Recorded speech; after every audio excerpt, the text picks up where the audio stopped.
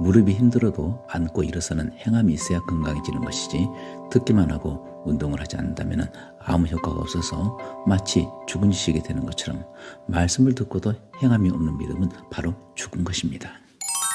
야고보서 1장 20절입니다. 너희는 말씀을 행하는 자가 되고 듣기만 하여 자신을 속이는 자가 되지 말라. 이 구절의 핵심은 말씀을 듣는 것이 나쁘다는 것이 아닙니다.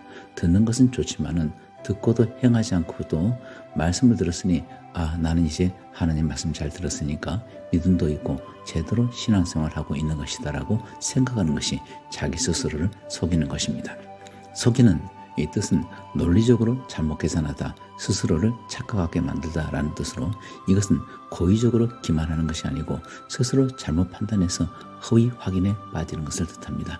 예를 들어서 1 더하기 1은 2죠. 그런데 자기가 계산을 잘못해서 1 더하기 1은 3이라고 생각을 하는 거죠. 하지만 그것이 잘못됐다고 생각하지 않는다는 것입니다. 즉 자기 상태가 어떤지를 바르게 보지 못하는 것이죠.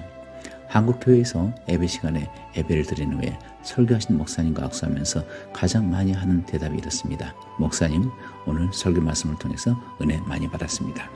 그럼 은혜로운 말씀을 들었으니까 이 성도의 믿음은 그때 더 좋아졌을까요? 그 주일날 설교가 이웃을 내 몸과 같이 사랑하라는 말씀이었다고 하십시오.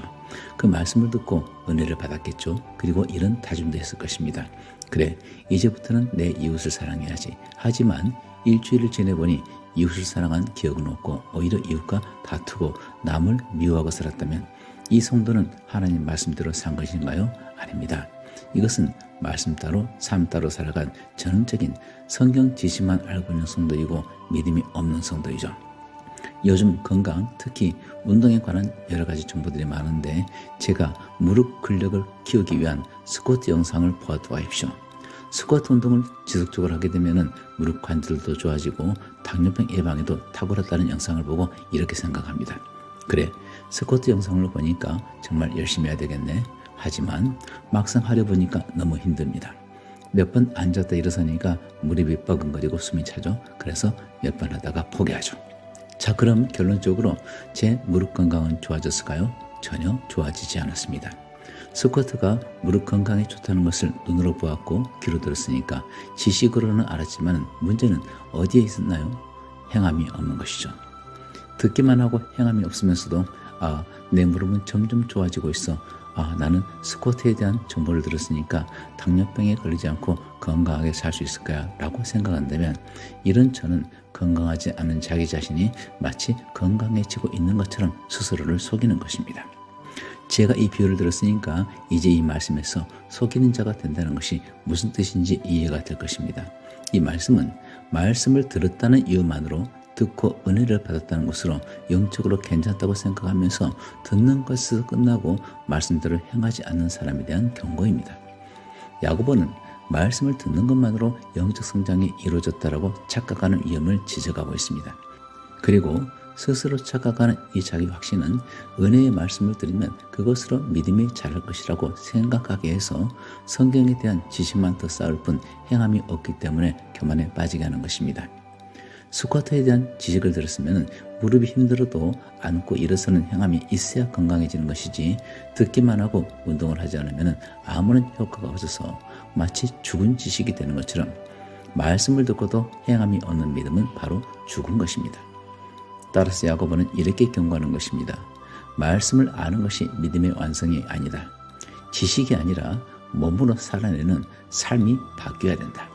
여러분, 성경 말씀을 많이 알아야 됩니다. 하지만 그것보다 더 중요한 것은 한마디 말씀만 알더라도 그 말씀대로 행하는 행함이 있어야 되는 것이죠.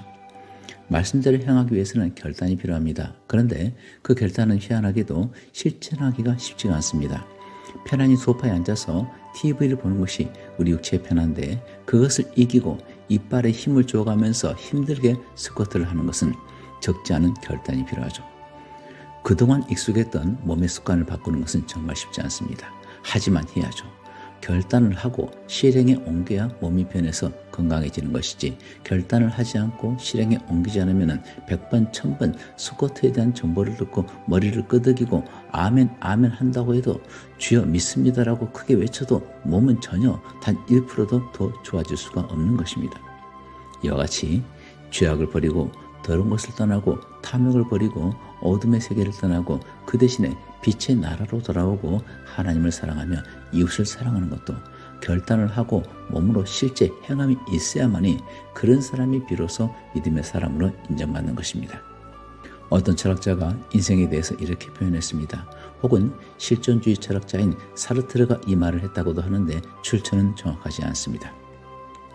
인생은 B와 D 사이의 시이다. B는 birth, 즉 태어남이고 D는 death, 죽음이죠. 그리고 가운데 C는 choice입니다.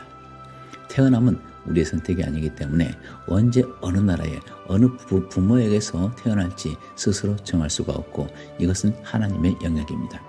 그리고 죽음 역시 우리가 원하는 시간에 죽을 수도 없는 하나님의 영역에 속한 것이죠. 우리가 아무리 노력해도 태어남과 사망은 변화시킬 수가 없습니다. 하지만 다행인 것은 그 사이에 C는 선택이 가능하죠. 인생은 선택의 연속입니다. 어떤 선택을 하느냐에 따라서 인생이 달라지죠.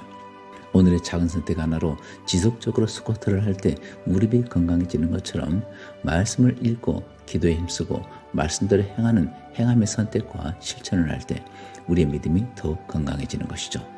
행함이 없는 믿음은 죽은 것입니다. 성경 말씀을 지식으로만 듣고 행함이 없는 사람은 바로 자기 자신을 속이는 것입니다. 그러므로 귀로만 듣는 성경 지식만 가지고 있는 가짜 신앙인이 아니라 말씀을 귀로 듣고 몸으로 행함으로 믿음이 점점 자라나는 진짜 참된 그리스도인의 삶을 살기를 바랍니다.